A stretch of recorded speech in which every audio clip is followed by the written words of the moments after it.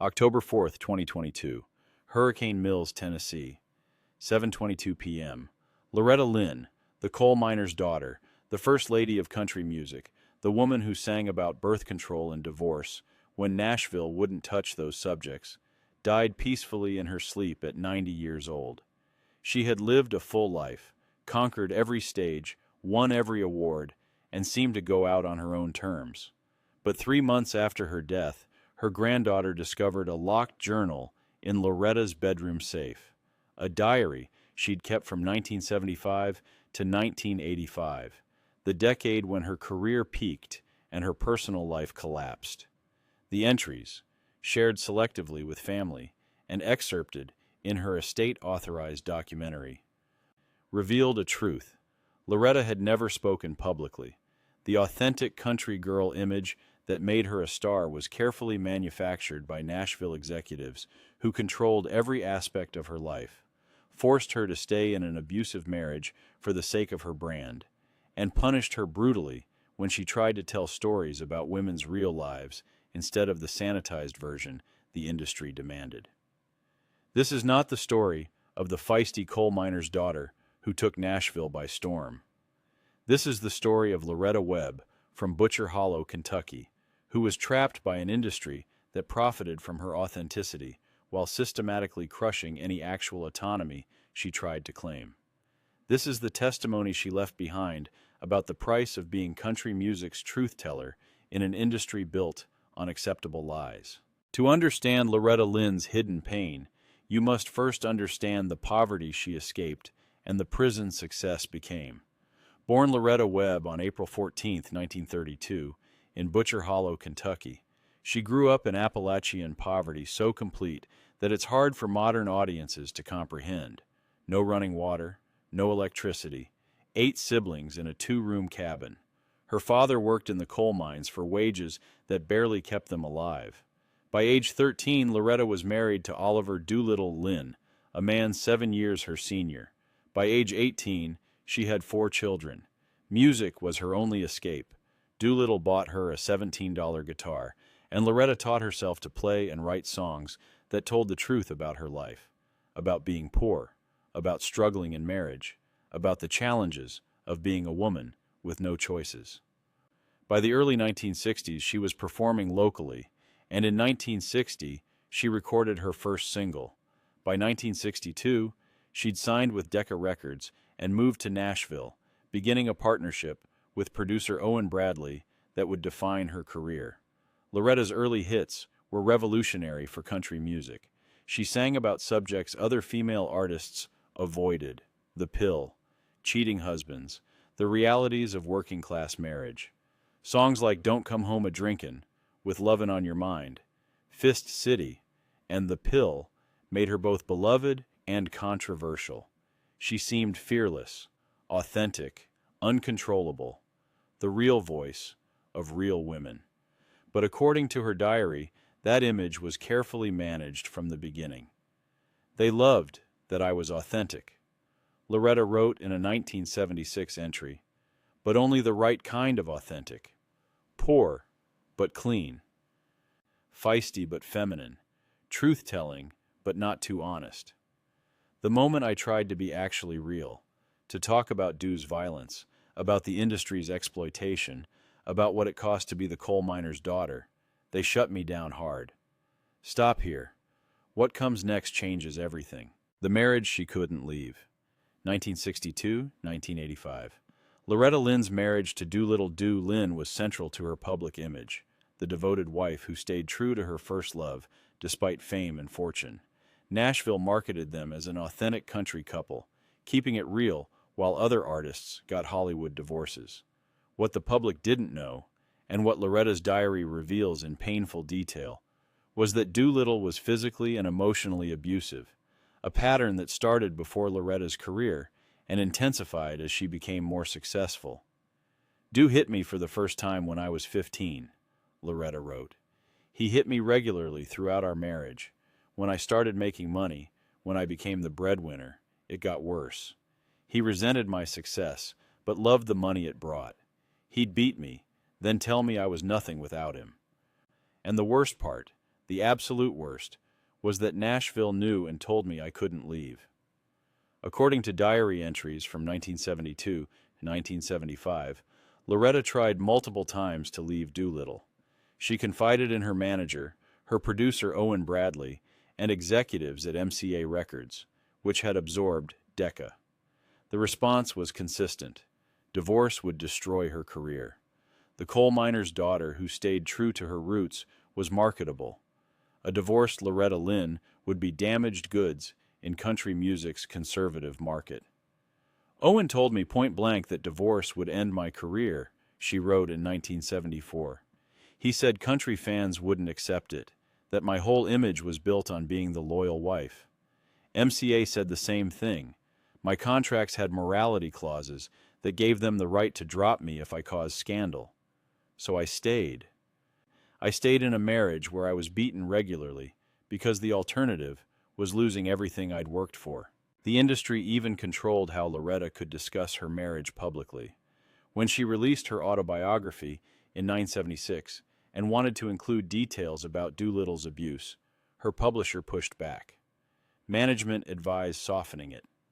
The book that was released portrayed Do as rough around the edges, but ultimately loving. A sanitized version that protected Loretta's image and MCA's investment. I tried to tell the truth, Loretta wrote after the book's publication. I tried to say what it was really like. But they edited out the worst parts, made it seem like occasional marital conflict instead of systematic abuse. They turned my pain into a cute story about a feisty couple. And I let them because I needed the career more than I needed to tell the truth.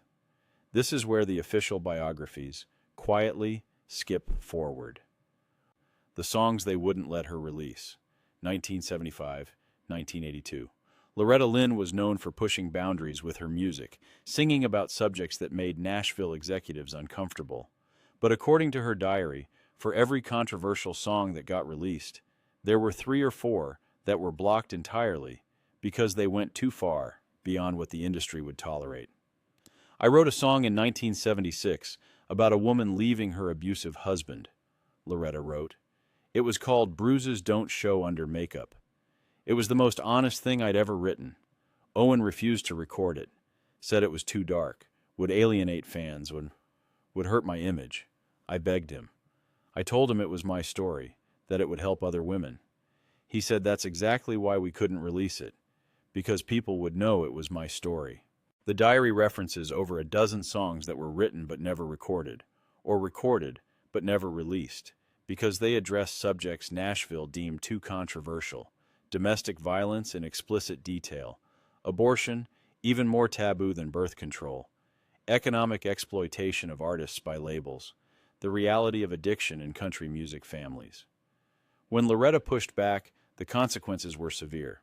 After insisting on recording Rated X in 1972, a song about the double standard for divorced women, several radio stations boycotted her music.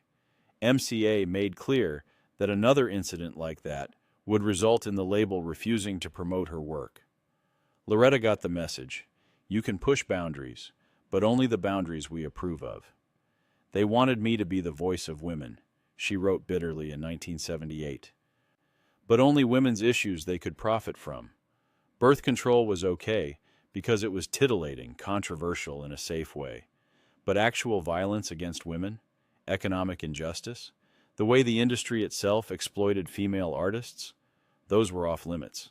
I was allowed to be brave as long as my bravery made them money without actually threatening the system. But the most shocking moment was still ahead. The breakdown they covered up. 1982-1983. In 1982, after years of abuse from Doolittle, exploitation by the industry, and the pressure of maintaining an image that bore little resemblance to her reality, Loretta Lynn had what her diary describes as a complete breakdown. She was hospitalized quietly, diagnosed with severe depression and anxiety, and spent 6 weeks receiving treatment at a private facility in Arizona. The public never knew. MCA put out a statement saying Loretta was taking time off for exhaustion and to spend time with family. Her tour dates were quietly rescheduled. When she returned to work, interviewers were given strict instructions not to ask about her health or her absence. I was suicidal, Loretta wrote in an entry from late 1982. I didn't want to live anymore. The abuse, the lies, the constant performance of being someone I wasn't. It broke me completely. I told the doctors everything, about Dew hitting me, about Nashville controlling me, about feeling trapped in my own life. And you know what happened? MCA sent lawyers to the hospital to make sure the doctors signed NDAs. They were more worried about protecting the brand than about whether I lived or died. The diary entries from this period are the most painful to read. A woman completely broken, seeking help, and discovering that even her breakdown was being managed by the industry that had broken her. Her treatment was contingent on maintaining the secret. Her return to work was conditioned on never speaking about what had happened. They gave me a choice, she wrote. Get better quietly and come back to work, or refuse to cooperate and watch them destroy my career and blame it on me being unstable. They had pictures of me from the hospital. They had medical records they shouldn't have been able to access. They made it clear they would use whatever they needed to use to protect their investment. So I came back. I smiled. I performed. I pretended the coal miner's daughter was still strong and unbreakable. And inside I was dead. And this is the part the studios never wanted revealed. The industry that owned her voice.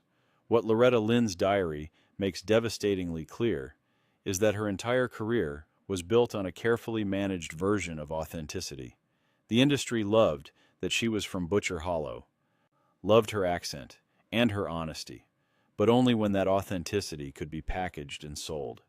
When her actual truth became inconvenient or unprofitable, it was suppressed ruthlessly. MCA Records owned her masters, her publishing, her image. Contracts gave them approval over which songs she could release, which interviews she could give, what she could say publicly about her personal life. Management controlled her tour schedule, her public appearances, even her interactions with other artists. Loretta was the talent, but she owned almost nothing of what she created. I made them hundreds of millions, she wrote in 1984.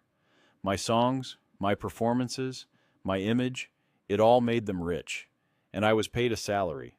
I had hits that became country classics, and I don't own them. Other artists record my songs, and most of the money goes to the publishing company, not to me. I was the coal miner's daughter who made it big. Except I was still working for poverty wages while the mine owners got rich. The diary also documents other female country artists who faced similar exploitation. Conversations Loretta had with Tammy Wynette, Dolly Parton, and others about how the industry controlled them, dictated their images, punished them for trying to claim autonomy. There was an awareness among these women that they were being used, but the system was so complete, so powerful, that resistance seemed futile. We talked about forming some kind of alliance. Loretta wrote about a conversation with Tammy in 1981. Standing together, demanding better contracts, better treatment. But we all knew it wouldn't work. They'd just find new girls from small towns, hungry enough to sign anything and replace us. The system didn't need us specifically. It just needed our type. As long as there were poor girls with talent and dreams, Nashville would keep grinding them up. The legacy and the locked diary. Loretta Lynn lived to 90, outliving Doolittle, outliving most of her contemporaries, achieving every honor country music could bestow. By the end of her life, she owned her ranch, had reclaimed some of her publishing, and seemed to have made peace with her past. But the locked diary, discovered after her death, revealed that the peace was partial. She had survived, but the wounds never fully healed. The diary's final entry, written in 1985, shortly after Loretta stopped keeping it regularly, provides a kind of summary. I don't regret the career. I don't regret the music. I gave voice to women who had no voice, even if my own voice was controlled. But I do regret the price. I regret staying with Dew as long as I did. I regret letting them silence the songs that needed to be heard. I regret not fighting harder, not risking more, not telling the whole truth when I had the chance. I survived. But survival isn't the same as winning. Nashville got what it wanted from me. I'm not sure I got what I needed from Nashville. The story of Loretta Lynn is typically told as an inspiration. The poor girl from Kentucky who became the first lady of country music through talent and determination. But her diary tells a more complicated truth. She was a woman of extraordinary gifts who was systematically controlled, exploited, and silenced by an industry that profited from a sanitized version of her authenticity while suppressing her actual truth. She couldn't leave an abusive marriage because it would destroy her career. She couldn't release songs about real abuse because they were too honest. She couldn't even have a breakdown without the industry managing it to protect their investment. And when she died, she was celebrated as a pioneer, which she was, while the full story of what that pioneering cost her remained locked in a diary that took 50 years to surface. Loretta Lynn's voice changed country music, but the diary reveals that the woman behind that voice paid a price that no amount of success could compensate for, and that the industry that made her a legend treated her as property they owned rather than an artist they served. The coal miner's daughter escaped poverty, but found herself trapped in a different kind of mine, one where the coal was her talent, the miners were Nashville executives, and she never fully owned what she extracted from her own life.